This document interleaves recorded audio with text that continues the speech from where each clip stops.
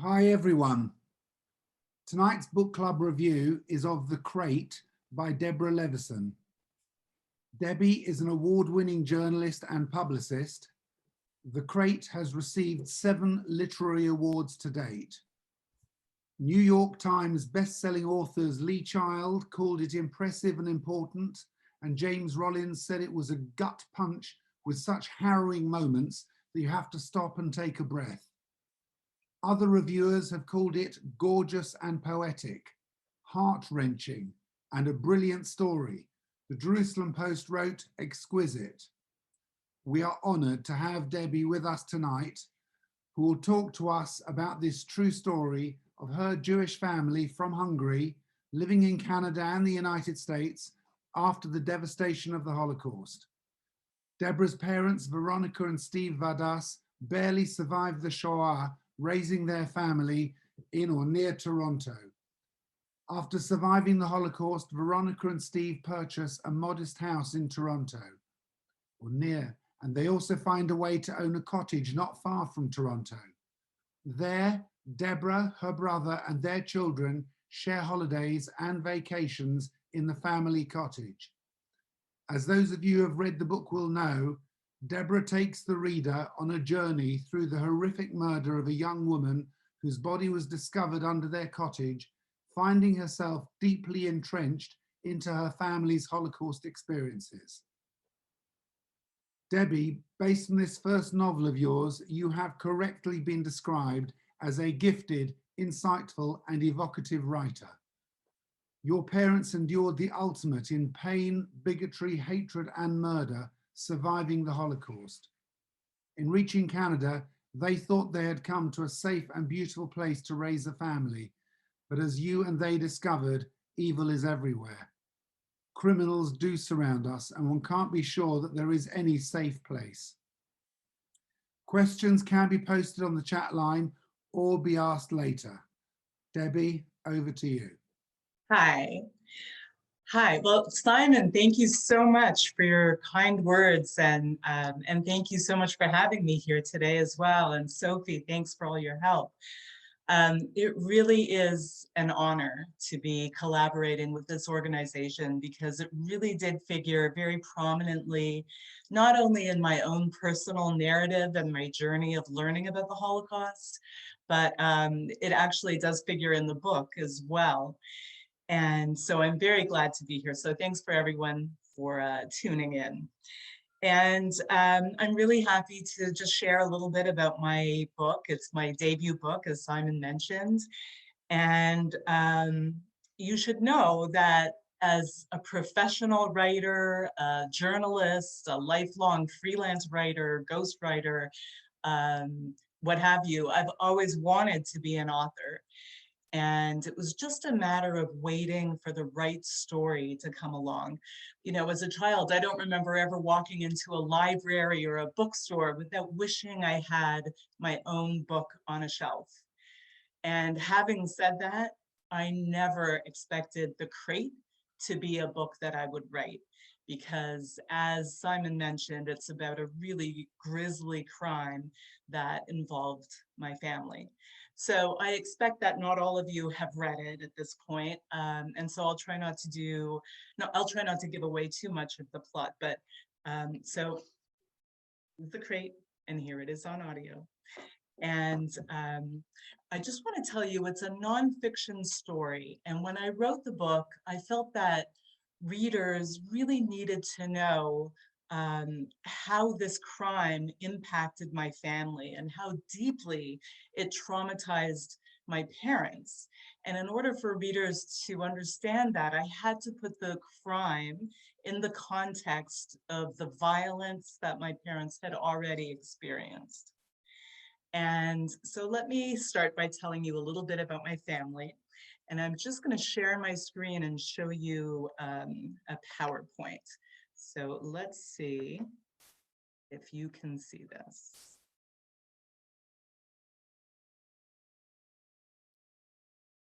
Okay. Yeah. Does everybody see the blue slide? Okay. All right. So So as Simon also mentioned, I'm from Toronto, Canada, grew up there. And this was actually my childhood home, a very quiet house, an immaculate house where we walked on eggshells. Because when I was young, I was very reluctant to disobey or to be disrespectful in any way, because my parents seemed so fragile. I always thought that if I said the wrong thing or did the wrong thing, they would just shatter at any moment. And my family seemed so different from all the other households in the neighborhood. We ate different foods, we spoke a different language, we dressed differently. When I started kindergarten, I didn't speak English, I spoke Hungarian. And my mother insisted on dressing me in these thick, ugly Eastern European style clothes that were completely out of fashion, but were built to last forever. And this was sort of a theme, an ongoing theme of my childhood, that everything had to last forever. And besides my parents, I only had one brother and one grandmother. And it felt to me like we were this little island of 5 strangers in a strange land. While all the other Canadians around us belonged, it felt to me like we did not belong. And I wanted so badly to look like the other girls. You know, there was this big cultural difference, and I'm just going to show you some pictures to sort of illustrate some of these cultural differences. So when my friends came over for dinners, this was the kind of thing my mother would serve. So on the left is a dish called kacsunyás hal, which is basically fish in jello or fish in aspic. And on the right, something I absolutely despised, a dish called kelkapusta főzelék, which was one of a series of stews that my mother would make in a big vat. And she would serve them for 4, 5, 6 nights in a row. Not because she wasn't a good cook, she was actually a fantastic cook. But these kinds of stews were very economical. And back then we didn't have any money. So when my parents had company, though, then she pulled out all the stops and she would make the better stuff, the paprikas chicken, the chicken with paprikas, you may know it, and cabbage rolls, and then, of course, the desserts. So now in your neck of the woods, if you happen to have any Eastern European bakeries or Hungarian bakeries around, you may be familiar with some of these things, but cherry strudel and dobos torte. And then 2 dishes that I talk about in the book at length because I love them, chestnut puree and chocolate crepes, which, you know, my mom was absolutely magical in the kitchen when it came to this kind of stuff. And just a few more examples of things that she would make. Now, in our house, there was a real suspicion of anything that was not Hungarian. And especially when it came to food, my parents absolutely refused to bring in any kind of fast food or prepared food. Everything was made from scratch. There was no such thing as going out to restaurants when I was growing up. And so I was already a teenager by the time I tasted McDonald's for the first time. And this was quite a pivotal moment. And I will come back to little anecdotes like this later on if there's time. But just basically a little illustration of how differently our household operated.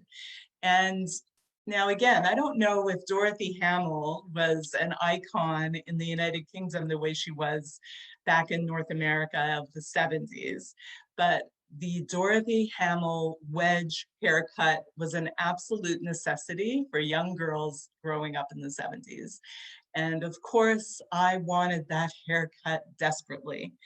And I begged and begged my mother to bring me to her hairdresser. She finally relented, took me down the street to her hairstylist, who was a woman about 95 years old, who didn't speak English, only Hungarian.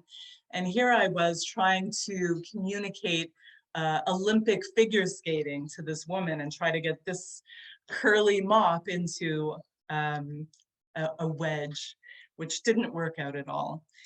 And I really just illustrate some of these things, you know, to give you a sense of the cultural challenges. But what I really wanted as a child more than anything was relatives, relatives who were like us, relatives who validated our presence in North America. And I always had the sense that my parents had had many relatives, even though they didn't talk about them. But as far as I knew, all my relatives lived in a shoebox.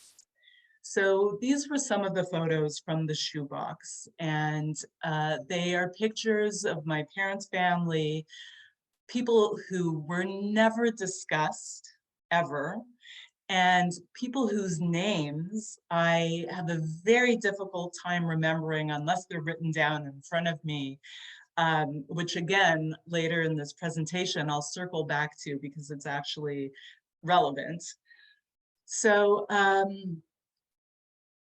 my parents had come from Hungary and they had survived the Holocaust. They came to Canada in 1956 as refugees with nothing but the clothes on their backs, no language, no money, no job prospects. And they came with my brother in a backpack. He was 3 years old at the time. And they never, ever talked about what had happened to them.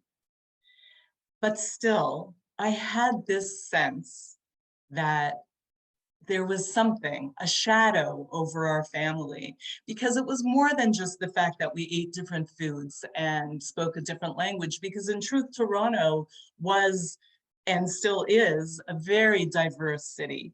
So there were families all over the place who spoke different languages and had different traditions. In our house, it was something more like a black shadow over our lives that was very subtle, and I couldn't identify it. And in fact, I didn't identify it until much, much later in life when I came to realize how much being a child of Holocaust survivors actually created my identity. But looking back at my childhood, there were all sorts of clues that my parents had gone through something. So for instance, there was one time when my mother decided that I needed a beach robe. Now, we didn't have extra money for luxuries like a beach robe, but she was very resourceful. So she took 2 towels and she sewed them together and, you know, left holes for the arms and a hole for the head. And I remember standing watching her making these neat little stitches. And I said, "Oh, did grandma teach you how to sew?" And she said, "Well, yes. As a matter of fact, we sat together for hours sewing patches on our clothes." And at the time, I remember thinking she was talking about the patches like the ones she sewed on my brother's blue jeans when he ripped the knees. And I didn't realize until much later that she was talking about the yellow Jewish star patches that all Jews were required to wear during the Holocaust. And you know, she would make all of these cryptic comments. When she thought people weren't really paying attention, she would say offhand things like, "Oh, it's colder than the ghetto in here," or "If only we could have eaten this in the ghetto." Or my favorite comment, when I complained about the mushy stews that she was serving, she would say to me, "Be glad you never had to eat worms." And I never knew what she was talking about.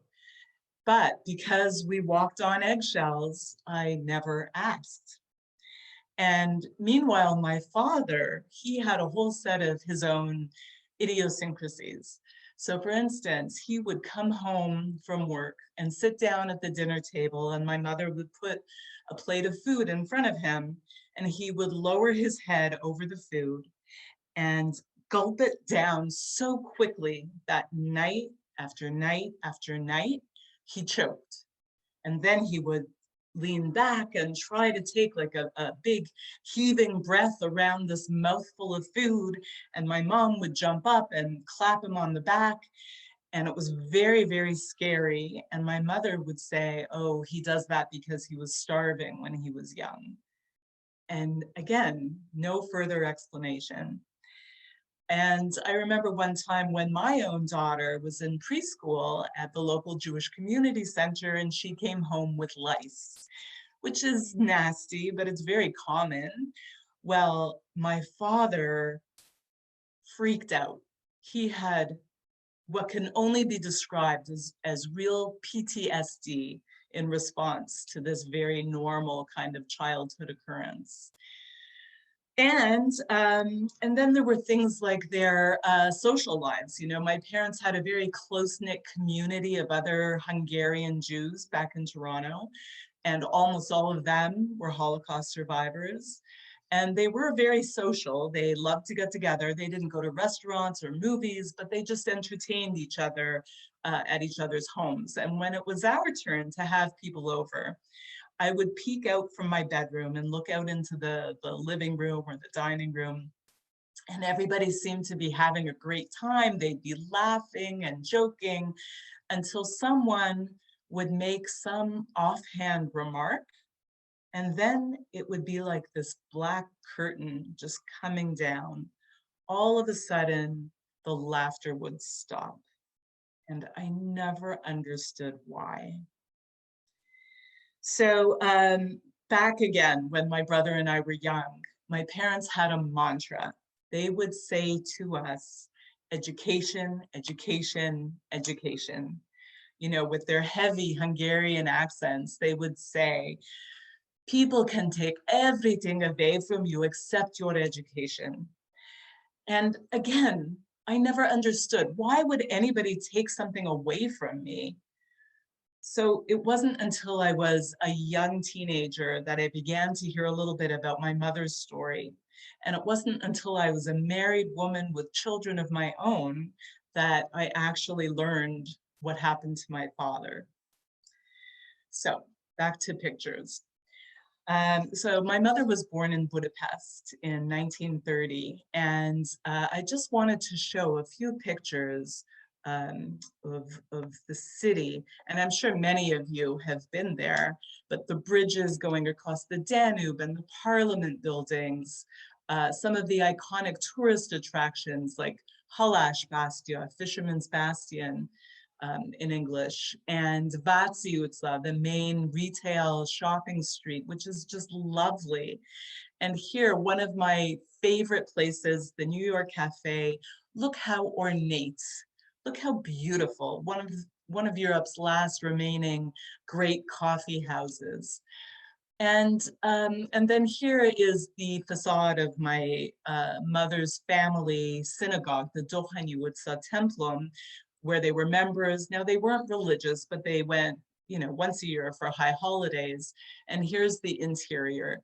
Again, so ornate and so beautiful. And the reason I show audiences these photographs is because when I went to Budapest, it was so hard for me to wrap my head around the concept that people who were capable of surrounding themselves with such beauty, people who were capable of creating such beauty in their society, were also capable of such ugliness. So here's my mom at about 3 years of age, and she was an only child. She had a very nice, very normal childhood. She had parents who doted on her. She took violin lessons. She had friends that were both Jewish and Gentile. And so a very nice, normal childhood. And here she is with my only grandmother. And again, they're all smiles. So clearly before the arrival of the Germans, before the German occupation. In March of 1944. And here's a picture of my grandfather. And so he is a man that I knew nothing about because no one ever talked about him. He apparently was a very kind man, a very generous and hardworking man. He drove a taxi for a living. And I didn't know that he suffered tremendously, that when my mother was a child and the Germans had already occupied, some Nazi thugs came and dragged him out of his apartment and beat him in the street in front of my mother and my grandmother. And shortly after that, he was taken by truck away to forced labor, where he was beaten again so severely that eventually he died of his injuries. And so here's my mom, again, about the age of maybe 12, in her Butchkai uniform. So my mother went to a Scottish mission school taught by Scottish missionaries. It was a very nationalistic time. Hungary still is very nationalistic, but my mother remembers doing a lot of marching and parading around the city in their uniforms. And Jane Haining is a name you might be familiar with. She was actually the missionary who founded my mother's school. And she was a very warm, very welcoming woman. And in fact, by the time my mother became a student there, the student body had grown to be about half Jewish, if you can imagine that. Half the student body of this Scottish Protestant missionary school was Jewish. And Jane went so far as to invite the local rabbi in on Friday afternoons to conduct services just for the Jewish students. So my mother was very fond of this woman, and she was a day student. There were about half the kids who lived there as boarding students. Anyway, when things became dangerous, when deportations had already begun, and it wasn't safe for the Jewish kids who walked to school, it wasn't safe for them to go to school anymore. At about that point, the Scottish Church, the Church of Scotland, recalled all its missionaries from all across Europe back to Scotland.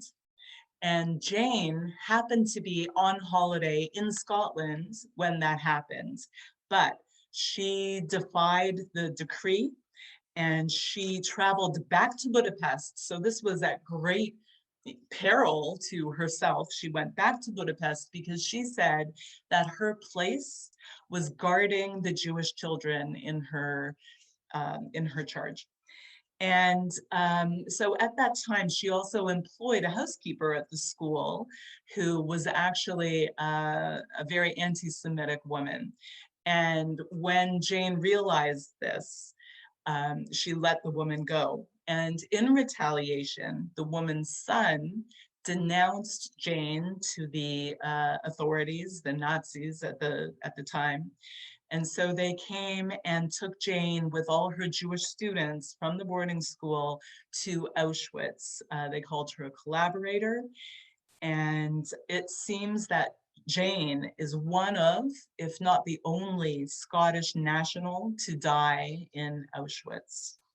And there are some beautiful memorials to her. There is one in Budapest and one in Scotland, and there is also one at Yad Vashem in Israel. So, and my mother was heartbroken to hear of her death. So here are just some examples of the propaganda at the time that was, rife all over Hungary. And here's one in Hungarian that says "Ghetto nekik," which basically says it's the ghetto for them. And here is the beginning of the roundup, first of the women from Budapest, and then later the liquidation of the Jewish hospital, which was the patients and the staff. And you should know, by the way, that some of these photos are just internet photos as illustration of my talk. They're not all family photos, of course. But here again, as I said, my father had been pulled into the street and beaten, which was becoming a very routine activity. And not long after he was taken away to forced labor, the authorities came back to my mother's family apartment complex and then took all the adult women away. They were put on a train headed for Auschwitz, which actually left my mother at the age of 13 all by herself. She was left completely alone for the first time in her life. She was very unsophisticated. She still played with dolls, very overprotected, and was left completely alone in the apartment for about a week When the Nazis came back, the guards came and rounded up the rest of the elderly and all the children who had been left behind and took them to the ghetto. And, you know, when I talk to audiences across North America, you know, US and Canada, I do try to take an extra couple of minutes to talk about what the ghetto actually meant, because it wasn't just a matter of overcrowding.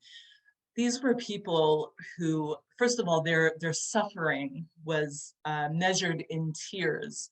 The first tier were, quote unquote, the luckiest, because those were the people who had their apartments within the perimeter of the ghetto that was created. So they were in their own homes, they had their food, they had their resources.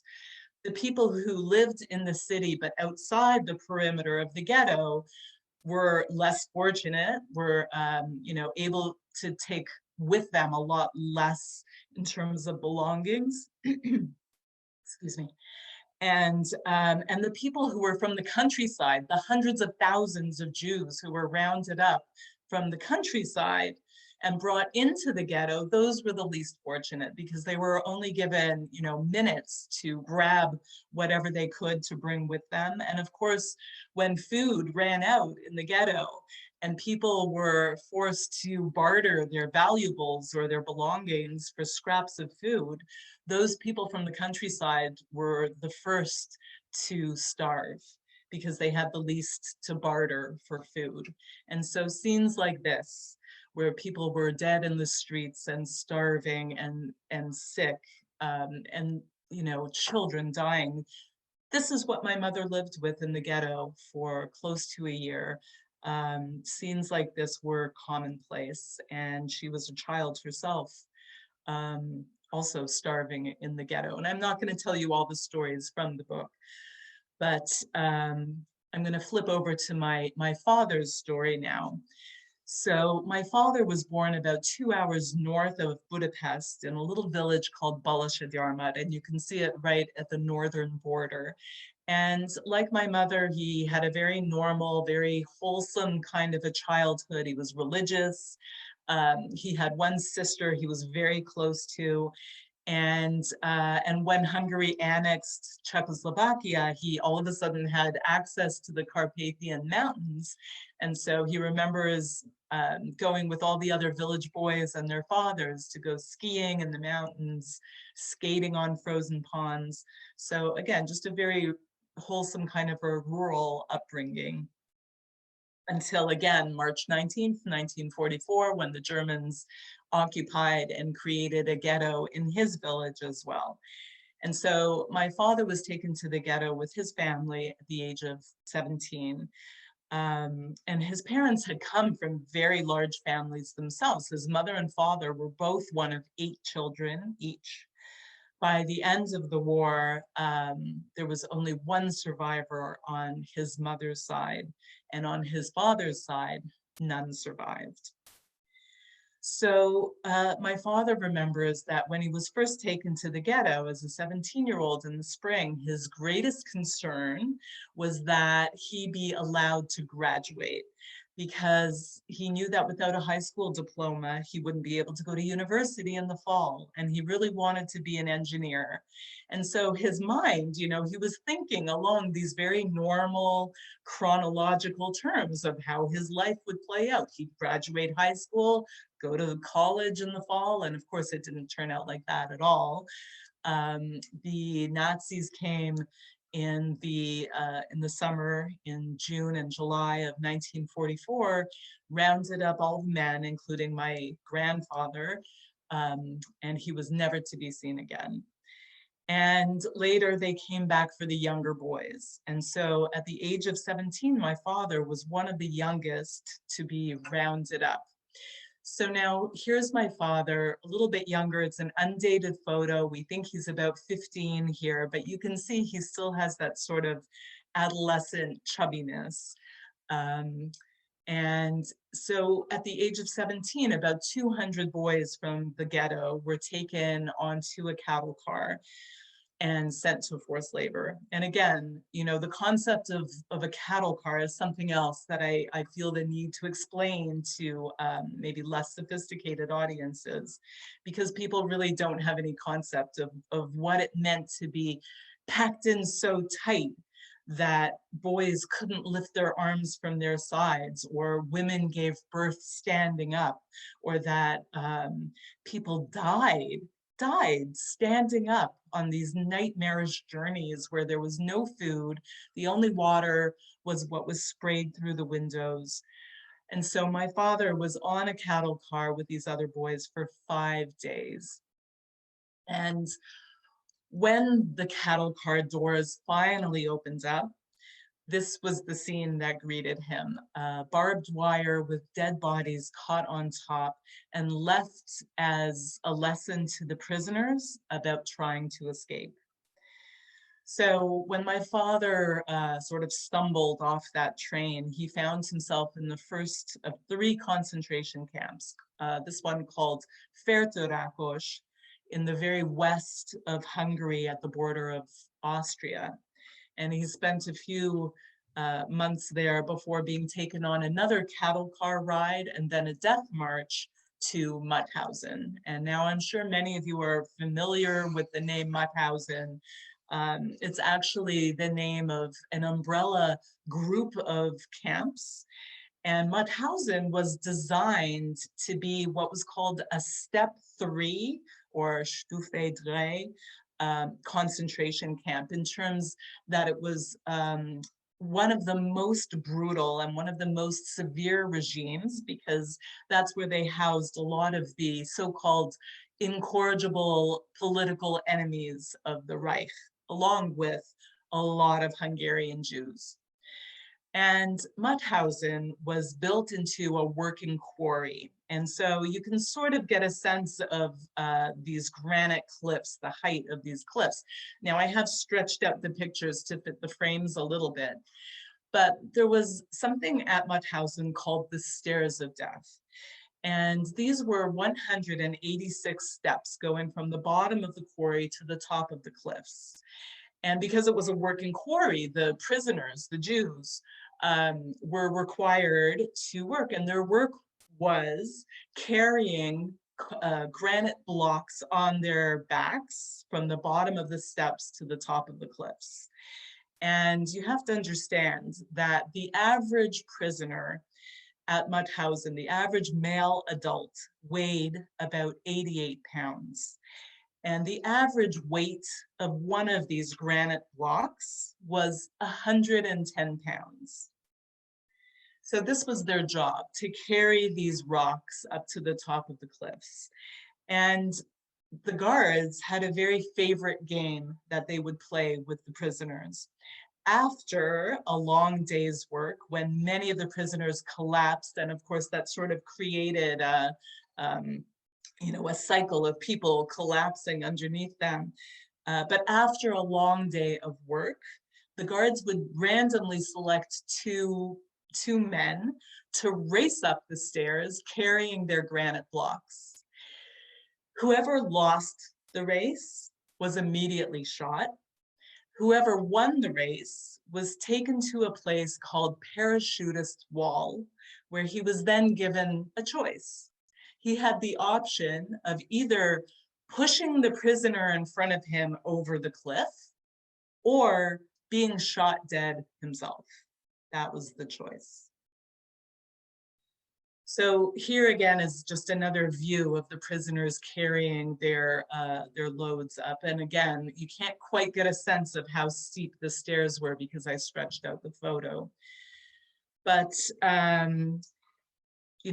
me before I go there, I just want to add, the survivors of Mauthausen reported 63 different ways that the guards had of killing prisoners. And so besides working them to death and starving them to death or shooting them point blank, they had things like ice showers. So in the winters, the prisoners were made to take showers and then be exposed to the frigid cold and die of hypothermia.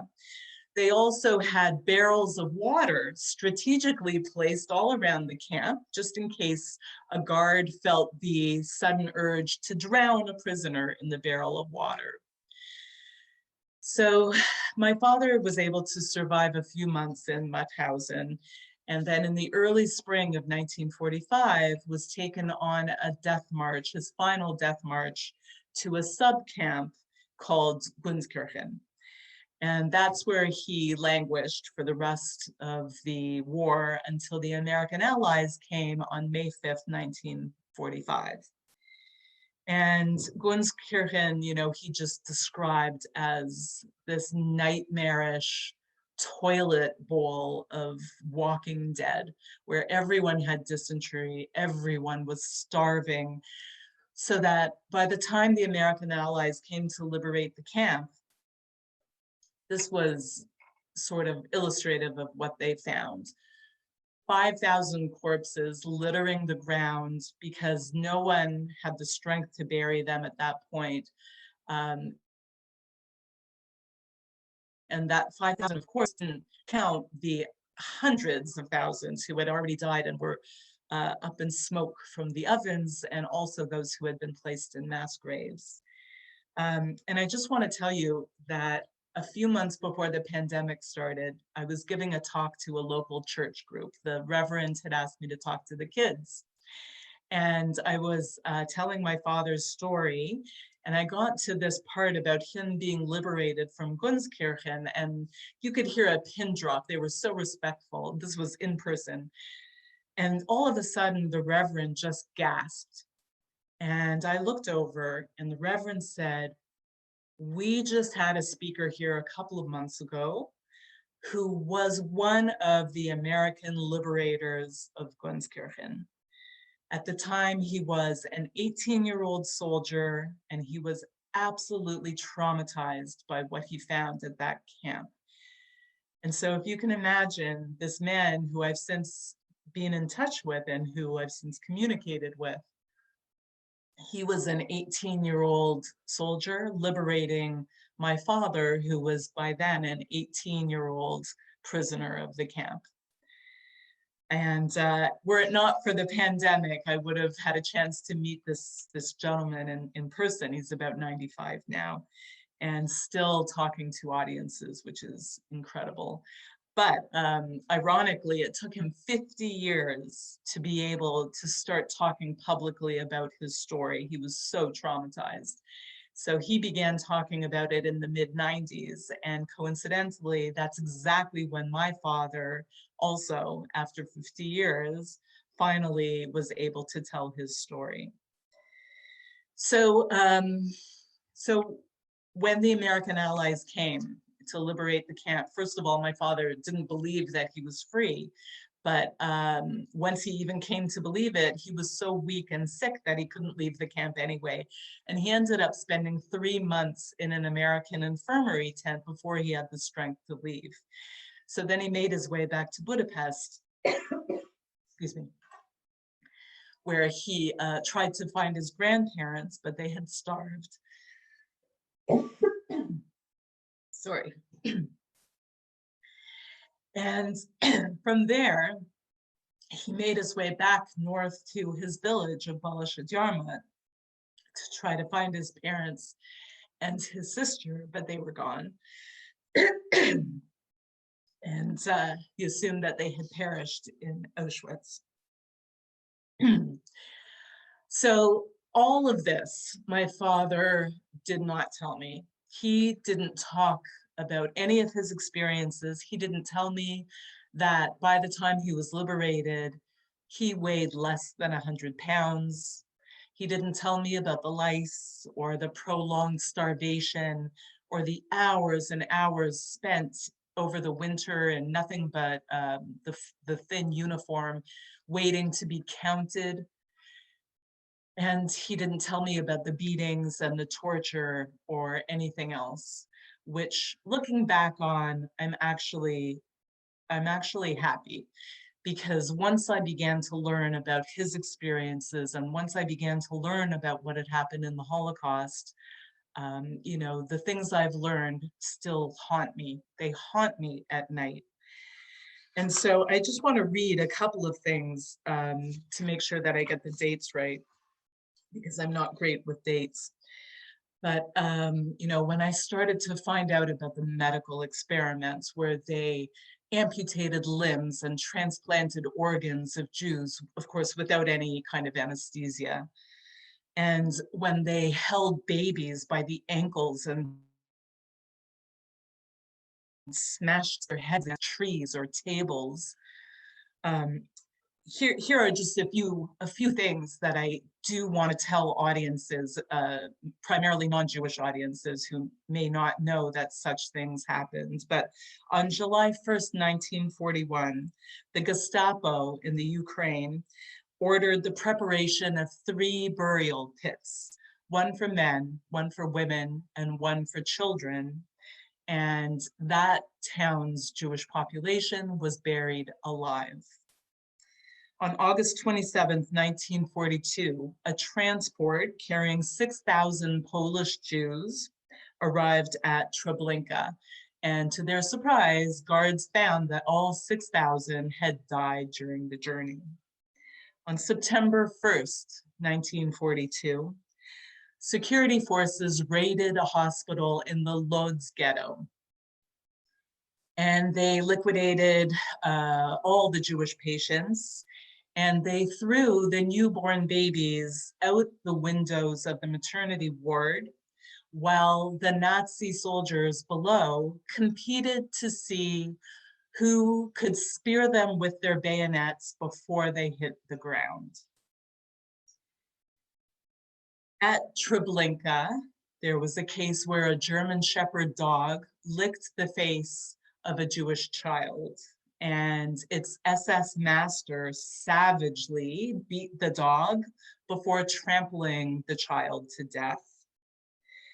And probably the one thing that I heard about that haunts me the most as a mother is a roundup of several dozen young mothers and their infants so that the Nazis could play football. And by that, I mean they used the babies as the footballs. They kicked them around the field and kicked them up in the air until the grass was soaked with blood. And they forced the mothers to watch. So I know this kind of thing is hard to hear, but I think it's really important that people who don't know about the Holocaust hear, because there was a qualitative difference in what happened in the Holocaust, different from other wars to speak of. So, and I'm very disturbed that at least here in the United States, and I don't know the situation in the United Kingdom, but here where the Holocaust, where education is mandated, and only in select states, it's only mandated in the curriculum in I think 17 out of all the United States. And even then there's a great discretion as how teachers will teach it. And so what I've heard is that there's a new version of the Diary of Anne Frank, which has a happy ending. And that's what they're teaching kids because they don't want to traumatize them. And of course, you know, it's a very fine line that we walk when we try to educate children about the Holocaust. We don't want to traumatize them, but we also don't want to dilute what the Holocaust was. So let me go back to the story. So after my father ended up back in Hungary, ironically, he was conscripted into the Hungarian army, and here is one of the few photographs of him after the war, and he's a ham radio operator, and here a few years later, and you can see how much thinner and more sad he looks, even years after the Holocaust. And so this was a few years later, maybe 1947, 48, he met my mother, and the two of them were married in 1949, had my brother in 1953, and then were had to escape. So it wasn't enough that they survived fascism. Now they had to escape communism in Hungary as well. And so they were able to escape on foot and make their way over to London, to the United Kingdom, and take the Empress of Britain across to New Brunswick, where they arrived in Canada, and they were so grateful to be in North America and to be free. And here they are, my parents, in their residency photos when they first received their resident cards in 1961. And here's our little island of 5 people. I think this was my first birthday, so 1965. You can see 1 candle in the cake. And as time went on and my parents settled into Canadian society, and especially Toronto culture, the phenomena at the time was to go north, a few hours north of Toronto, into what was called cottage country, and build a summer home or a cottage on a lake, a place to go. And for my parents, this is what they wanted to. And so that's what happened in the early 70s. My parents bought a small parcel of land and started to build themselves a cottage. And for them, it really was a sanctuary. It was a safe haven and really a refuge from all the memories of everything they had experienced in the past. And so here's just a couple of views of the cottage over time, sort of an iconic photo of the lake. And another lake photo, my brother and me in the 80s, when we both still had more hair.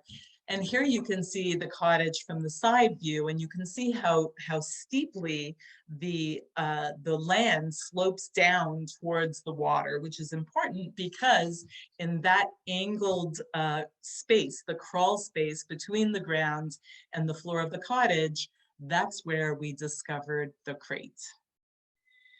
So fast forward to 2010. Now I'm going to stop here because the rest of these photos will be about the crime and the crime scene and that part of the book. So Simon or Sophie, what do you think time-wise? Should I sort of cut this short, take some questions, or should I continue with this part of the book?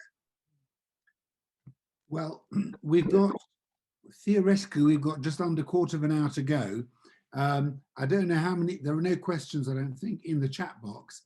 So you can certainly carry on, but if anybody's got any questions to interrupt, if you're happy to be interrupted, then people please do. So yes, do carry on, but if there are questions, please ask. Okay. So I'll make this part a little bit quicker. In any case, we did find a crate. As Simon mentioned, it turned out to contain the fresh remains of a young woman.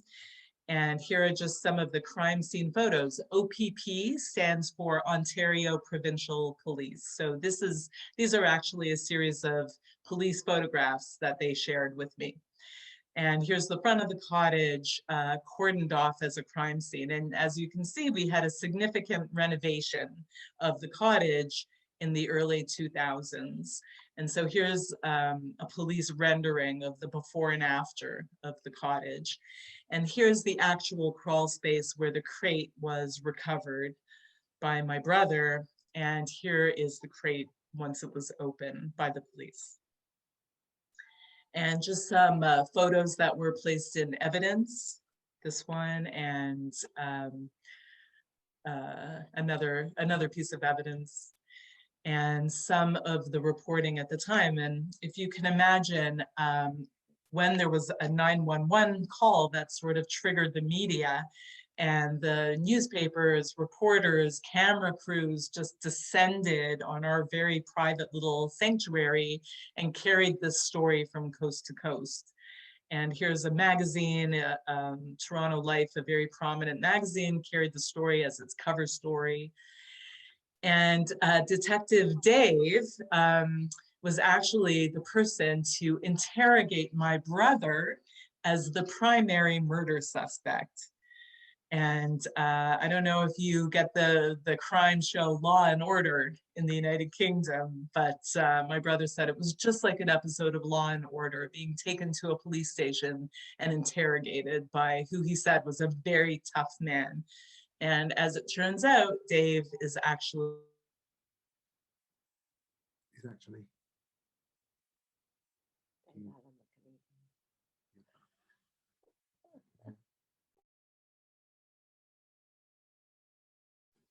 We lost you there, Debbie.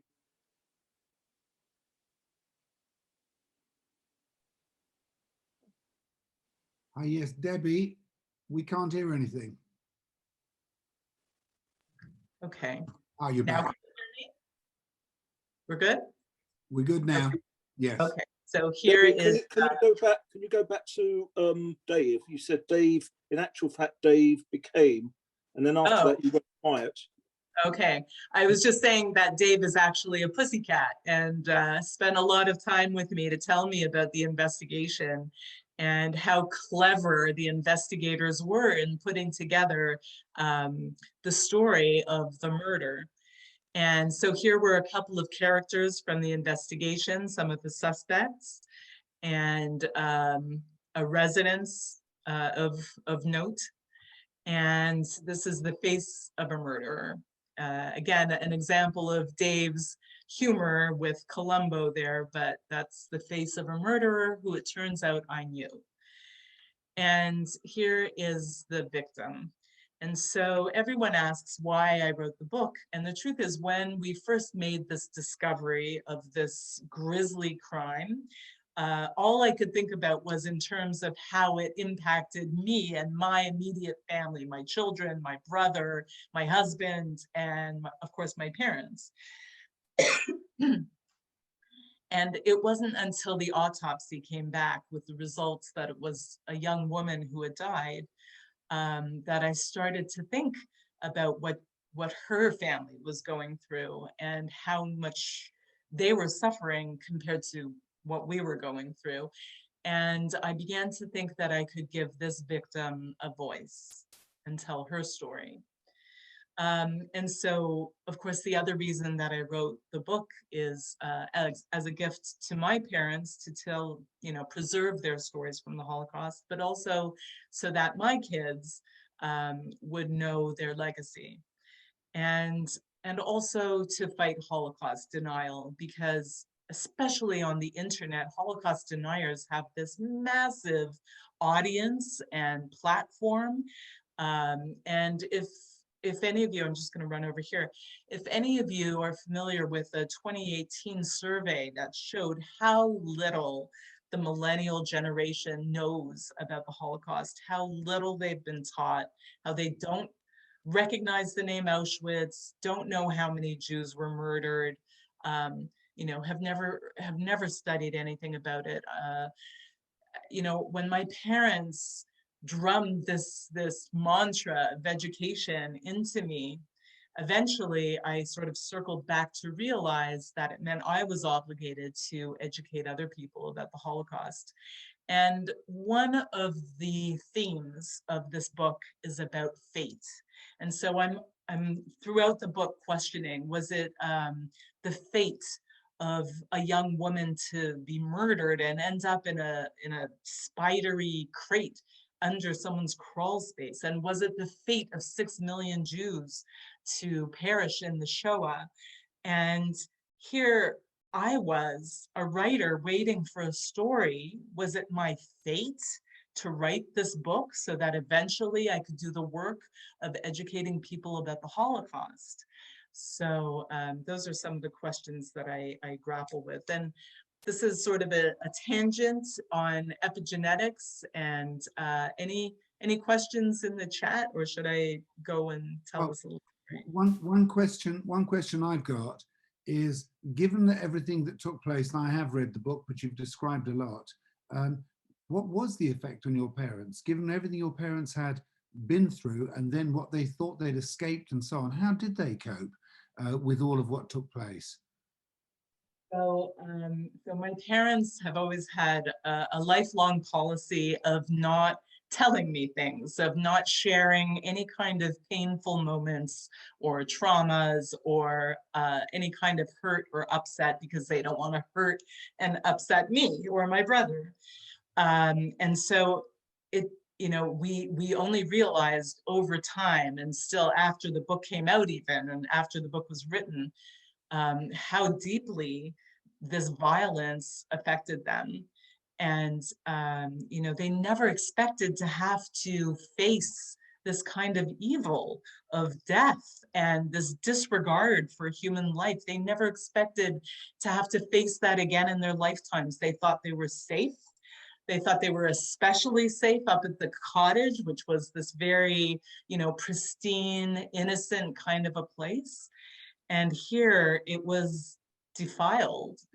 And you know, it was very similar to the reactions they had whenever there was a big event of anti-Semitism in the world. You know, my father's not around to see what happened with Sarah Halimi. And, you know, I'm sure many of you are like me, outraged and just devastated by the French court decision not to prosecute and not to hold the murderer of Sarah Halimi responsible. And my mother is just broken about things like that. And so this really did dredge up all those feelings of being victimized. If that answers your question, Simon. It does. There's a thank you. There's a question from Sefa Malamat, who's asking the questions: do the Hungarians acknowledge their cooperation with the Nazis? Well, I think Hungary still suffers from an awful lot of anti-Semitism, but at the same time, it did make some efforts. So there are some, there's a museum, there is the memorial of shoes along the Danube to memorialize all the Jews who were shot into the Danube, some of my family members among them. So there were efforts to acknowledge it, but that doesn't mean the anti-Semitism has gone away by any means. Right. I mean, having said that, it's in my experience a bit like in Austria, where Austria claim that they were the victims of having been, you know, invaded by the Nazis, of course, well, which is absolute nonsense. They cooperated massively. So is there, though, any acknowledgement in terms of the admission by the Hungarians that yes, there was cooperation at the time, because it was cooperation. They were allies, and in 44, when they changed, the government changed, the Nazis invaded, correct? That is very correct. And then the fascist Arrow Cross came into power in October of 1944. So I don't know enough about the Hungarian response since then. It's definitely something I should look into. I don't have a much more extensive answer for that question. Thank you. No worries. Thank you. So I just wanted to just tell you a quick anecdote about the mouse and cherry blossom, which is a series of experiments on epigenetics. And so epigenetics, if you haven't heard of it, is sort of a burgeoning field of science. It's pretty anecdotal at this point, but there were some interesting experiments coming out of Mount Sinai Hospital in New York City. Basically, the scientists took a group of adult mice and they exposed them to the smell of cherry blossoms. And at the same time, they gave them an electric shock. And so they paired these two sets of stimuli, the smell and the shock, over time. And of course, the mice came to fear an electric shock just from being exposed to the smell of cherry blossoms, which, as you know, is classic Pavlovian conditioning. But these scientists went a step further. They took the offspring of the original group of mice, and this group of young mice had never been exposed to an electric shock and had never been exposed to cherry blossom smell and had never seen their parents you know, go through any of these situations either. But when the experimenters took the offspring and exposed them to the smell of cherry blossoms, lo and behold, they showed that same fear response just to the smell, just like their parents had, which leads these researchers to believe that that trauma, that the kind of trauma that Holocaust survivors carry with them can be passed down through the generations in DNA as a genetic switch. That has nothing to do with behavior and modeling, but is actually a change in the DNA. So it's got some interesting implications for children of Holocaust survivors, the so-called second generation or 2G. And so when I said, I don't remember my relatives' names, that's just one sort of symptom that so many of us share. If you notice, when children of survivors talk, they tend not to say my aunt who died or my grandfather who perished. They always say my mother's sister was killed or my mother's father was taken away. It's that sort of separation of the relative distance. And then there are a whole bunch of other things we share, like sleep disturbances, eating disturbances, and the list goes on. And Helen Epstein wrote a fantastic book, Children of the Holocaust, which describes a lot more of what children of survivors share in terms of traits. And one last story. How much time do we have? About minus 1 minute, but do tell. Okay. All right. Well, this story is actually in the book. This is my husband and his parents, and it's a story from Kristallnacht. So I don't need to tell it. It's in the book. And unless there are any other questions, thank you. Thank you. A real pleasure, and thank you. Just to give you, Julian Pollard, hello Julian, has advised, he says Gestapo HQ in Budapest was taken over by the KGB, so the locals blame one occupier followed by another to avoid responsibility, certainly until the Iron Curtain fell, is what he said. And there's a big thank you to you too from Rose Myers. It's been wonderful to hear everything. Well, it's not been wonderful to hear everything because what we heard wasn't wonderful to hear, but is the reality we all have to face and try to understand. But it was a real pleasure listening to you. And I thank you very much on behalf of all of us. Can I just advise everyone that our next book club event is on the 25th of May.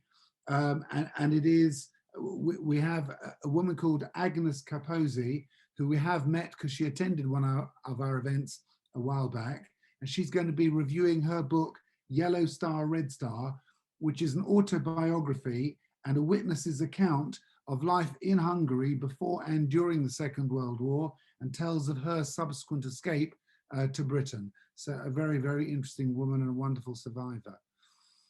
Miriam has said something, my sister. Hello, Miriam.